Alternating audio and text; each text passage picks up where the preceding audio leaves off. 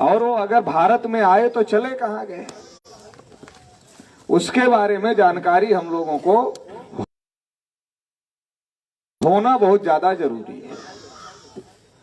Times of India जो अंग्रेजी का अखबार है, गांव के लोग तो हिंदी का अखबार नहीं पढ़ते, अंग्रेजी का अखबार तो पढ़ने का सवाल ही नहीं है, मगर टाइम्स ऑफ इंडिया जो अंग्रेजी का अखबार है, उस अखबार में एक खबर छपी 21 मई 2001 को। 21 मई 2001 को टाइम्स ऑफ इंडिया में जो खबर छपी, उस खबर के मुताबिक भारत में जो ब्राह्मण लोग हैं, इनका डीएनए यूरेशिया के लोगों के डीएनए से मिलता है। तो ये बात पता चल गई कि जो लोग छुपे हुए थे, कि जो आर्य भारत में आए, वो आर्य कौन लोग हैं,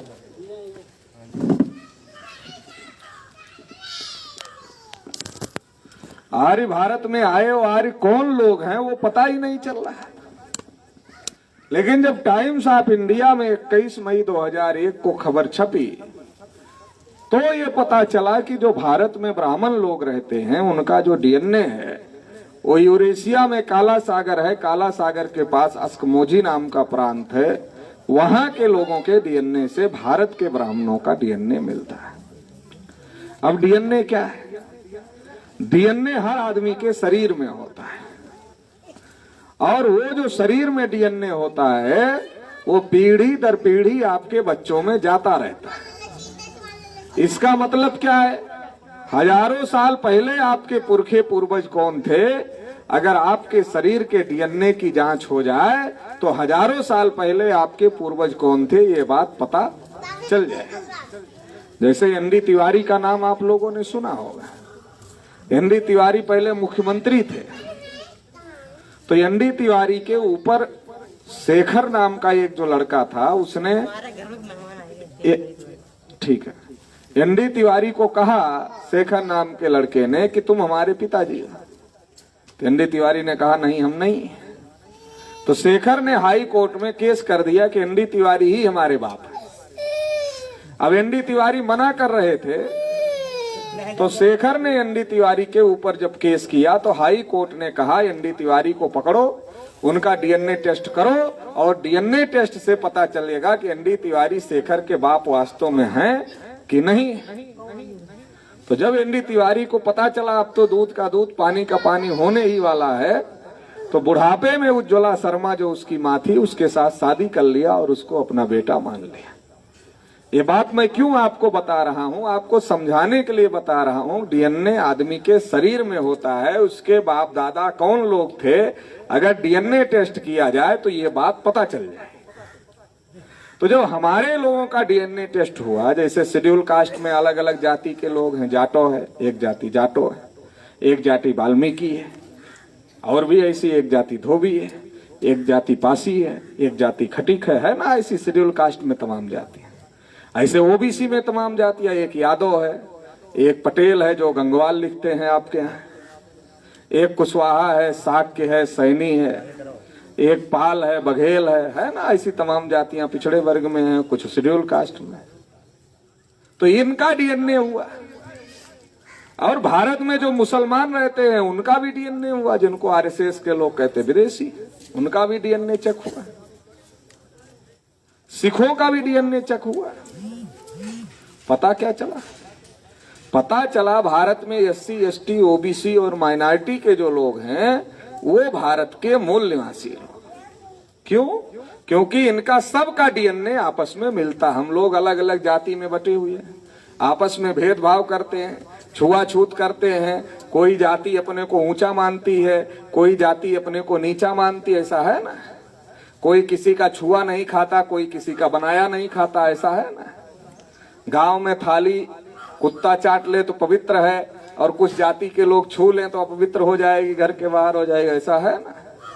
मगर जब इन सबका डीएनए टेस्ट हुआ तो क्या बात पता चली कि ये सबके पुरखे एक ही थे, ये सबके पुरखे एक ही थे, ये बात साबित हो गई। लेकिन जब ब्राह्मणों का डीएनए टेस्ट हुआ तो ये बात पता चली कि इनके पुरखे और हम लोगों के पुरखे एक नहीं थे। मतलब हमारे बाप दादा और ब्राह्मणों के बाप दादा एक नहीं थे, लेकिन हम में जो जातियां हैं उन सब के बाप दादा एक थे। लेकिन ब्राह्मणों के जो बाप दादा थे वो यूरेशिया से आए थे। हमारी ही गाड़ी है, वो आने दीजिए, हमारी ही गाड़ी है। तो जो हमारे जो ब्राह्मणों के बाप दादा थे वो कहाँ के थे? यूरेशिया के थे। इसका मतलब वो यूरेशिया से भारत में आए। अभी तक हम लोग खोज रहे थे कि मुगल का पता चल गया, उसका बंदोबस्त हो गया, अंग्रेज का पता चल गया, विदेशी है, उसका बंदोबस्त हो गया, मगर ये जो आर्य लोगों का लिखा है इतिहास में, इनका पता नहीं चल रहा, इनका बंदोबस्त नहीं हो पा रहा है। तो टाइम्स ऑफ इंडिया ने जब 21 मई 2001 को खबर छापी कि ब्राह्मण भी यूरेशिया के रहने वाले हैं, विदेशी लोग हैं, तो ये बात पता चल गई कि भारत में ब्राह्मणों ने हमारे लोगों को अछूत क्यों बनाया, ब्राह्मणों ने हमारे लोगों को शूद्र क्यों बनाया, ब्राह्मणों ने हमारे लोगों को 6000 जातियों में क्यों बांटा? क्योंकि वो विदेशी लोग थे। अगर हमारे लोगों को अछूत नहीं बनाते, हमारे लोगों को शूद्र नहीं बनाते, हमारे लोगों को 6000 जातियों में नहीं बांटते, तो हम इकट्ठा होते, और हम इकट्ठा होते, ताकतवर होते, तो राज हम करते या ब्राह्मण करते? तो हम ही राज करते, तो हम ही राज करते।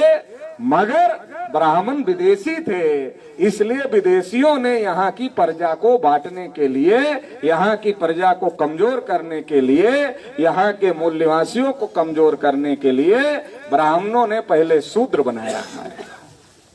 और शूद्रों को पढ़ने लिखने के अधिकार से, धन संपत्ति रखने के अधिकार से, बोलने के अधिकार से, सुनने के अधिकार से, कुर्सी पर बैठने के अधिकार से, सभी प्रकार के अधिकारों पर पाबंदी लगाने का काम किया। सभी प्रकार के अधिकारों से रोकने का काम हमारे लोगों को ब्राह्मणों ने किया। एकलव्य की कहानी सुनाना। एकलव्य जब गुरु द्रोणाचार्य के पास जाते हैं, गुरु द्रोणाचार्य को कहते हैं कि गुरुजी हमें धनुर्विद्या सिखा दो, तो गुरुजी क्या कहते हैं? तुम्हारा कुल क्या है, गोत्र क्या है? और जब एकलव्य अपना कुल गोत्र बताते हैं तो क्या होता है? द्रोणाचार्य कहते हैं तो धनुर्विद्या तो ब्राह्मणों के लिए और क्षत्रियों के लिए है, बाकी तो किसी के लिए है ही नहीं, तो तुमको धनुर्विद्या नहीं दी जा सकती। एकलव्य खुद ही अभ्यास करते हैं और वो विद्या सीख लेते हैं जो विद्या द्रोणाचार्य को भी नहीं आती। तो द्रोणाचार्य उनका अंगूठा काट लेते हैं, है ना, जानकारी है ना। तो तब अंगूठा काटा, तो आज भी तो आपके बच्चों का अंगूठा काट रहे हैं।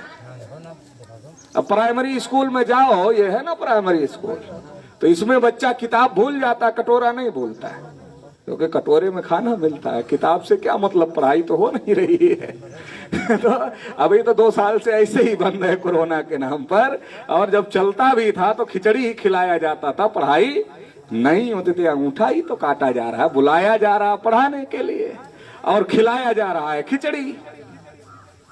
पहले जब हम लोग प्राइमरी स्कूल में पढ़ते थे तब क्या होता था? डिप्टी आते थे कभी कभी। पुराने लोग जो गए होंगे प्राइमरी स्कूल में उनको पता है। हाँ, डिप्टी आते थे। देखिए बाबूजी बता रहे, किसी भी बच्चे को खड़ा करके सवाल पूछ लेते थे, और अगर बच्चा जवाब न दे पाए तो डांटे जाते थे मास्टर साहब। अब जब डिप्टी आते हैं तो क्या करते? खाना चेक करते, खिचड़ी चेक करते। तो जब मास्टर का ध्यान खिचड़ी में ही जाएगा, अधिकारी जिस काम के लिए पूछेगा वही ना काम कर्मचारी करेगा। तो अधिकारी पढ़ाई के बारे में पूछ नहीं रहा है, खिचड़ी के बारे में पूछ रहा, तो मास्टर भी तो मन लगा के खिचड़ी ही बनवाएगा, मन लगा के पढ़ाने की क्या जरूरत है। हाँ, फिर सरकार ने नियम बनाया कि पास ही नहीं करना, किसी को फेल ही नहीं करना है। जब फेल ही नहीं होगा लड़का, तो जो नरेगा में मनरेगा में मजदूरी हमारे समाज का आदमी कर रहा है, वो बच्चे की तरफ ध्यान क्यों देगा? जब पास ही होता जा रहा है, फेल होता तब न ध्यान देता। जब पास ही होता जा रहा है तो ध्यान देने की क्या जरूरत है? वो तो कक्षा 8 पास हो गया, अब नाम ही नहीं लिख पा रहा, कक्षा 8 पास हो गया, तो फिर क्या होगा? फिर कौन सी परीक्षा में बैठेगा, कौन सी नौकरी पाएगा, कहाँ कलेक्टर हो जाएगा, कहाँ एसपी हो जाएगा, कहाँ डीएम हो जाएगा? अरे जब नाम नहीं लिख पा रहा, कक्षा 8 पास हो गया, तो डीएम एसपी कहां से बन जाएगा? तो ये भी तो अंगूठा काटना हो गया ना। तो ये चल रहा है देश में। हमारे लोगों को पहले शूद्र कह करके मनुस्मृति लगा करके पढ़ने से रोका, आज बाबा साहब डॉक्टर अंबेडकर के संविधान की बदौलत हमारे लोगों को पढ़ने का अधिकार है। पढ़ने से कोई सरकार रोक नहीं सकती है। तो सरकार ने ऐसे ऐसे नियम बनाए, ऐसे ऐसे नियम बनाए कि आपके बच्चे को खिचड़ी मिलेगी, ड्रेस मिलेगा, जूता भी मिलेगा, मोजा भी मिलेगा, राशन भी मिलेगा, मगर जिस चीज के लिए भेजते हो कि बच्चा पढ़ेगा, पढ़ाई नहीं होगी, बाकी सब हो। हाँ, तो जो ब्राह्मण लोग हैं वो ब्राह्मणों ने तरीका बदल दिया, अपनी नियत नहीं बदली, क्योंकि वो विदेशी लोग हैं। वो क्या सोचते हैं, अगर ये लोग पढ़ लिख लिए, इस देश के मूल निवासी लोग पढ़ लिख लिए, तो फिर क्या होगा, इस देश के मूल निवासी पढ़े लिखेंगे तो राजा हो जाएंगे, शासक हो जाएंगे। अगर ये अनपढ़ गंवार रहेंगे तो ये हमको राजा बनाएंगे, हमको शासक बनाएंगे। तो हमारे लोगों को अनपढ़ बना के रखना चाहते हैं, पहले भी रखना चाहते थे, आज भी रखना चाहते हैं। इसलिए ब्राह्मणों ने मनुस्मृति हमारे लोगों के खिलाफ में लिखने का काम किया था, शूद्रों के खिलाफ में लिखने का काम किया था। फिर शूद्र लोग इकट्ठा ना हो जाएं, इसलिए 6000 जाति के टुकड़ों में हमारे लोगों को बांट दिया। हर जाति का अलग नाम दिया, हर जाति का अलग काम दिया, हर जाति की अलग पहचान दिया, और हर जाति अपने को ऊंचा समझती है कि नहीं समझती है? हर जाति अपने को ऊंचा समझती है। जब हर जाति अपने को ऊंचा समझती है तो हम आपस में लड़ने से फुर्सत पाएंगे, तब न ब्राह्मण से लड़ेंगे।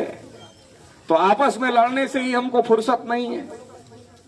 जाटो वाल्मीकि से लड़ रहा, वाल्मीकि जाटो से लड़ रहा है कि नहीं लड़ रहा है?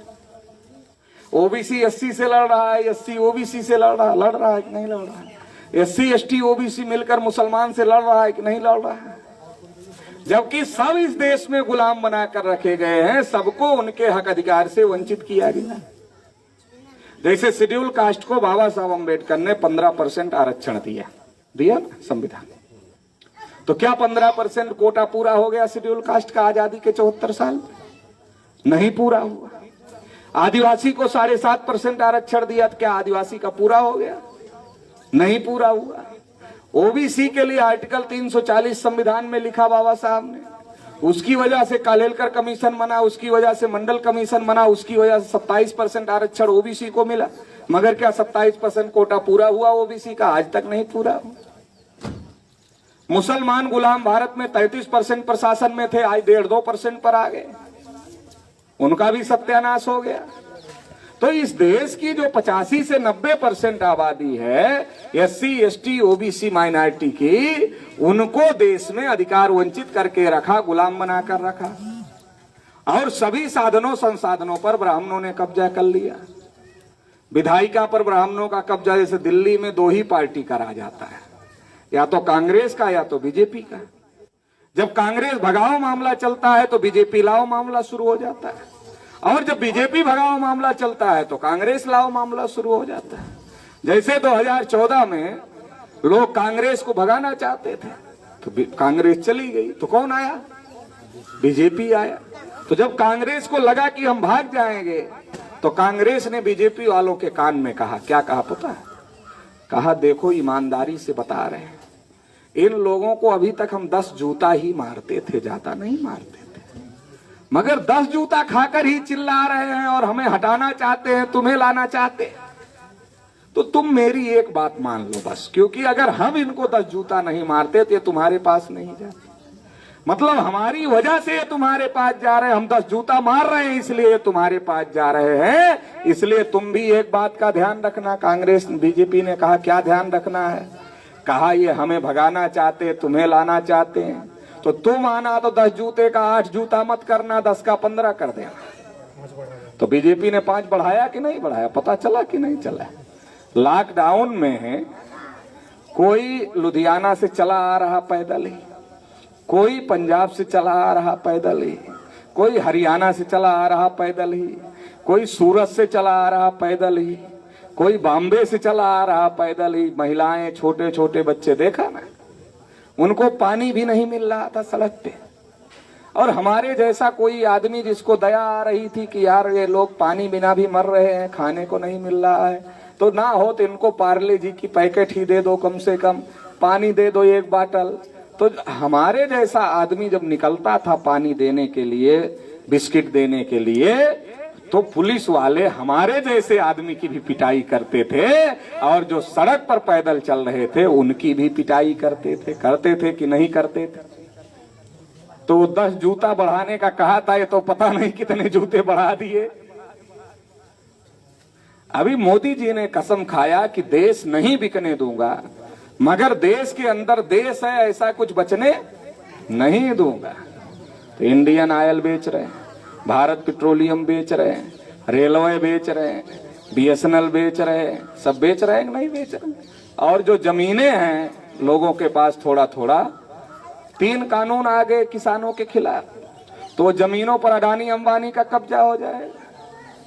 तो अभी जैसे जब आप एक जिले से दूसरे जिले में जाते हो तो क्या मिलता? बोर्ड मिलता है ना। जैसे पीलीभीत में हम आए शाहजहांपुर से, तो मिला पीलीभीत आगमन पर आपका स्वागत है, ऐसा बोर्ड मिलता है ना। और जब पीलीभीत खत्म हो जाएगा, मान लो बरेली में घुसेंगे, तो फिर बोर्ड मिलेगा पीलीभीत आगमन के लिए धन्यवाद, आगे बोर्ड मिलेगा कि बरेली में आपका स्वागत है, ऐसा मिलेगा ना। लेकिन जब ये सारा निजीकरण हो जाएगा, हर जगह अडानी अंबानी का कब्जा हो जाएगा, फिर कैसा बोर्ड मिलेगा? फिर बोर्ड मिलेगा अडानी की सीमा में आपका स्वागत है। 100 किलोमीटर आप आगे जाओगे फिर बोर्ड मिलेगा, यहाँ अडानी की सीमा समाप्त होती है, अंबानी की सीमा यहाँ से शुरू होती है, अंबानी की सीमा में आपका स्वागत है। तो देश के अंदर देश कहां बचेगा? देश के अंदर तो अडानी अंबानी बचेगा, देश नहीं बचेगा। यहां बैठे खड़े हर आदमी की इच्छा है कि उसके बेटे को सरकारी नौकरी मिले, उसकी बेटी की सरकारी नौकरी मिले, उसके बहू को सरकारी नौकरी मिले, है इच्छा कि नहीं है? तो जब सरकारी रहेगा तब ना सरकारी नौकरी रहेगी। जब सरकारी ही नहीं रहेगा तो सरकारी नौकरी कहां से रहेगी? जब मोदी जी सब सरकारी चीज को बेच दे रहे हैं प्राइवेट में। अभी आज की खबर है कि जब ये सवाल पूछा गया कि जो मान लो जैसे BSNL सरकारी, BSNL जब बेच दिया जाएगा तो उसमें जो कर्मचारी हैं उनको आरक्षण का बेनिफिट मिलेगा कि नहीं मिलेगा? तो सरकार ने जवाब दिया नहीं मिलेगा। तो जो प्राइवेट हो जाएगा वहां आरक्षण नहीं मिलेगा, वहां सरकारी नौकरी नहीं मिलेगी। सरकारी नौकरी तो सरकारी जगह है, प्राइवेट जगह नहीं है। तो जो बाबा साहब अम्बेडकर ने इतनी मेहनत करके आरक्षण की व्यवस्था दिया, वो आरक्षण की व्यवस्था खत्म हो जाए, सरकारी नौकरी किसी को नहीं मिलेगी और सारे अडानी और अंबानी के गुलाम हो जाएंगे। ये गुलामी कांग्रेस और बीजेपी जो दोनों ब्राह्मणों की पार्टी है वो 10 जूता मारती है, तो फिर ये आ जाता है, ये 15 कर देता है, तो फिर हमारे लोग अभी थोड़ा थोड़ा चिल्ला रहे हैं। तो कांग्रेस वालों को थोड़ा थोड़ा उम्मीद जग रही है कि चिल्ला रहे हैं, 15 मार रहा है तो चिल्ला रहे हैं, हो सकता फिर हमारे पास आए। तो विधायिका पर ब्राह्मणों ने कब्जा कर लिया। कार्यपालिका जो क्लास 1 क्लास 2 की नौकरियां हैं वहां पर 80% कब्जा ब्राह्मण और ऊंची जाति के लोगों ने कर लिया। जो हाई कोर्ट और सुप्रीम कोर्ट है वहां पर कब्जा ऊंची जाति के लोगों ने कर लिया। और जो मीडिया है देश की, आप मीडिया देख रहे हैं, आज तक इंडिया टीवी, NDTV टीवी देख रहे हैं ना, उसमें कौन होता है? ब्राह्मण ही ब्राह्मण होते हैं। तो मीडिया पर भी उनका कब्जा हो गया। मगर हमें क्या समझाया जाता? नहीं, मुसलमानों का देश पर कब्जा हो रहा है। हमें क्या समझाया जाता? मुसलमानों का देश पर। मुसलमानों का कहां कब्जा है? अरे विधायिका पर ब्राह्मणों का कब्जा, कार्यपालिका पर ब्राह्मणों का कब्जा, न्यायपालिका पर ब्राह्मणों का कब्जा, मीडिया पर ब्राह्मणों का कब्जा, उद्योगपति ब्राह्मण बनिया, यही है ना। मुसलमान उद्योगपति कौन सा?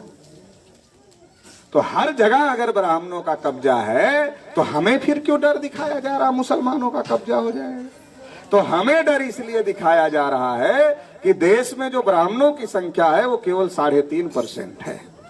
तो जो 3.5% ब्राह्मण है वो अपने वोट से गांव में पंच और सरपंच का चुनाव भी नहीं जीत सकते।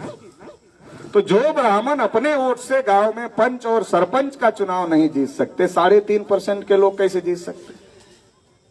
आप किसी गांव में चले जाओ, जाटों की संख्या मिलेगी, जाटों की संख्या मिलेगी, गंगवार की संख्या मिलेगी, बघेल की संख्या मिलेगी। ब्राह्मण का कोई गांव है?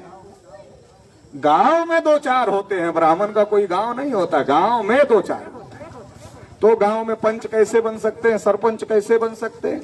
और जो गांव में पंच और सरपंच नहीं बन सकते, वो देश की पंचायत पर कब्जा कैसे कर सकते हैं? नहीं कर सकते, मगर कर रहे हैं। क्यों कर रहे हैं?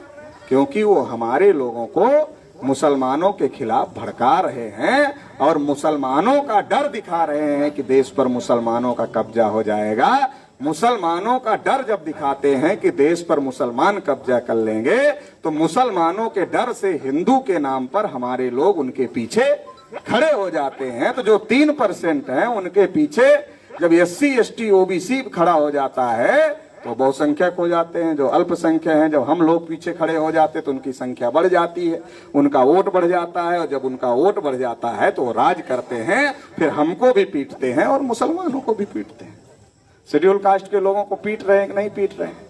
कोई मूंछ अगर रख लेता है तो उसको पीट दिया जाता है, कोई घोड़ी पर चढ़ के बारात निकाल लेता है तो उसको पीटा जाता है कि नहीं पीटा जाता? शेड्यूल कास्ट को पीटा जाता है, OBC को पीटा जाता है। और मुसलमानों की हालत तो इतना खराब है, किसी भी चौराहे पर जब मर्जी तब पीट लेते, कहते ये मांस ले जा रहा था, वो मांस ले जा रहा था, ये है कि नहीं?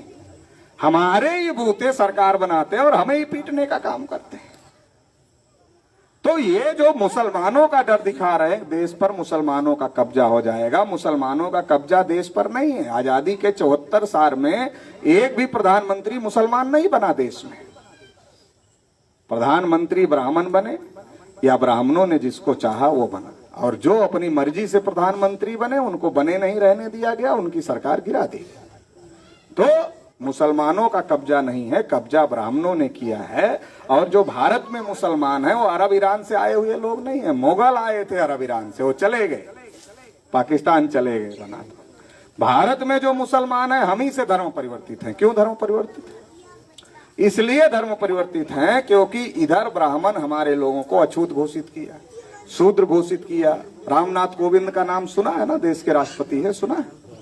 रामनाथ कोविंद जब पुष्कर के मंदिर में गए तो उनको मंदिर में घुसने नहीं दिया ब्राह्मणों ने। अगर आज की तारीख में भी देश के राष्ट्रपति को घुसने नहीं देते तो आज के 200 साल पहले, 400 साल पहले, 500 साल पहले हमारे लोगों की क्या स्थिति रही होगी? अखिलेश यादव जब मुख्यमंत्री से हटे तो गंगा जल और गोमूत्र से उनका कमरा शुद्ध कराया योगी ने। अगर आज हमारे लोग साथ ही हो रहा, 400 साल पहले कितना हो रहा हो? तो आदमी की खुराक केवल पेट की खुराक नहीं होती, उसको मान सम्मान भी चाहिए। अगर मान सम्मान ना मिले तो आदमी केवल पेट की खुराक से संतुष्ट नहीं होता, जानवर पेट की खुराक से संतुष्ट हो जाता है, लेकिन आदमी को मान सम्मान भी चाहिए। तो जब ब्राह्मण हमारे लोगों का छुआ नहीं खाते थे, बनाया नहीं खाते थे, हमारे लोगों को चारपाई पर बैठने नहीं देते थे, हमारे लोगों को मंदिर में जाने नहीं देते थे, हमारे लोगों को सार्वजनिक कुएं तालाब से पानी नहीं पीने देना चाहते थे। कालाराम मंदिर का सत्याग्रह बाबा साहब ने किया था ना, तो घुसने दिया था बाबा साहब को ब्राह्मणों ने? नहीं घुसने दिया, पत्थर चलाए थे। और चावदार तालाब का भी सत्याग्रह किया, जहां जानवर पानी पीते थे वहां भी बाबा साहब को पानी पीने नहीं जाने दिया था, है ना? इतिहास है ना?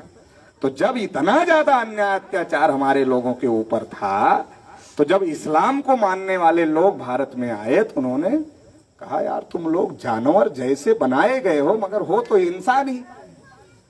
तो जब तुम इंसान हो तो यार हम भी इंसान हैं, तो हमारी चटाई पर आओ, बैठो, हमारे प्लेट में बैठकर खाना खाओ और हमारे साथ चलो, हमारी मस्जिद में नमाज पढ़ो। बराबरी मिला, मान सम्मान मिला। तो हमारे ही लोगों ने इस्लाम को स्वीकार कर लिया और वो मुसलमान हो गए। आज भारत में जो करोड़ों मुसलमान हैं वो अरब और ईरान से आए हुए लोग नहीं हैं, बल्कि हमारे भाई हैं। ये बात DNA रिपोर्ट से भी साबित हो चुकी है। तो जिसको इस्लाम धर्म मिला वो मुसलमान हो गया। पूरा पंजाब सिख है, सिख कोई विदेश से थोड़े आए, यहीं के लोगों ने कहा है ब्राह्मण तुम्हारा धर्म हम लात मारते हैं छुआछूत का, हम अपना धर्म बनाएंगे। तो हमारे लोगों ने सिख धर्म बनाया, हमारे ही लोगों ने बनाया। बुद्ध धर्म बना, जैन धर्म बना, यही तो बना। क्यों बना? ब्राह्मणों के जो शोषण, अत्याचार, भेदभाव था उसके खिलाफ में बना। तो मुसलमान भी यहीं के रहने वाले हैं और भाई को भाई से लड़ाकर ब्राह्मण जो विदेशी हैं वो इस देश पर राज कर रहे हैं। ये बात समझने की जरूरत है और अगर हम ये बात समझ जाते हैं तो हमको इकट्ठा होने की जरूरत है। कोई 5 उंगली है, एक एक उंगली से किसी को मारो, किसी को कोई चोट नहीं लगेगी, लेकिन अगर ऐसे मारो तो चोट लगेगी। तो उसी प्रकार से SC ST OBC माइनॉरिटी अगर इनको मिला दिया जाए तो इनकी आबादी 85% है। तो ये जो 85% लोग हैं, अगर ये एकजुट हो जाएं, ये अलग अलग है तो ये पीटे जा रहे हैं। अभी हम लोग अलग अलग हैं तो हम लोग पीटे जा रहे हैं। और अगर हम लोग एकजुट हो जाएं तो हम पीटने लायक हो जाएंगे नहीं हो जाएंगे।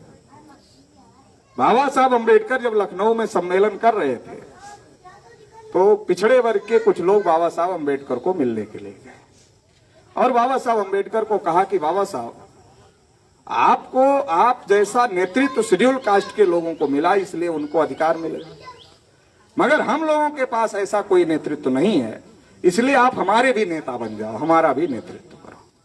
तो बाबा साहब अम्बेडकर ने उस सभा को संबोधित करते हुए कहा, जिस दिन OBC और शेड्यूल कास्ट के लोग एक साथ आ गए उस दिन गोविंद बल्लभ पंत जैसे ब्राह्मण आपके जूते का फीता खोलने में गर्व महसूस करें। क्या कहा बाबा साहब ने? पिछड़े वर्ग के लोग और शेड्यूल कास्ट के लोग अगर एक साथ आ गए, गोविंद बल्लभ पंत उस समय मुख्यमंत्री थे उत्तर प्रदेश के, स्टेज पर बैठे हुए थे। बाबा साहब ने कहा, ये जूते का फीता खोलने में तुम्हारा गर्व महसूस करें। बाबा साहब ने कहा। और जब मान्यवर काशीराम जी ने मुलायम सिंह के साथ गठबंधन किया तो SC और OBC एक साथ आ गए, माइनॉरिटी भी उनके साथ आ गया कि नहीं आ गया। फिर नारा लगा उत्तर प्रदेश में, मिले मुलायम काशीराम, हवा में उड़ गए जय श्री राम। नारा लगा था कि नहीं लगा था? फिर भाजपा के विधायकों ने सोचा है तो काशीराम जी के विधायक गरीब लोग जीत के आए, पहली बार पार्लियामेंट में आए हैं, इनको परेशान किया जाए। तो काशीराम जी ने कहा, तुमको परेशान करे तो तुम भी पीटना। पीटा था कि नहीं पीटा था विधानसभा में? केसरी नाथ त्रिपाठी की इतनी पिटाई हुई थी कि स्ट्रेचर पर उठाकर विधानसभा से बाहर लाना पड़ा था। ब्राह्मणों ने सोचा, ये तो अभी उत्तर प्रदेश में पीट रहे हैं, अगर देश भर में एकता बन गई तो पूरे देश भर में पीटेंगे, इसलिए गठबंधन तोड़वाया था ब्राह्मण। तो हमारे लोगों को अगर हम लोग इकट्ठा हो जाएं, जो बाबा साहब कहते थे कि ये जूते का फीता खोलने का काम करेंगे, काशीराम जी ने जब इकट्ठा किया तो पता चला ये तो पीटने लायक हो गए। जब इकट्ठा हो गए तो पीटने लायक हो गए।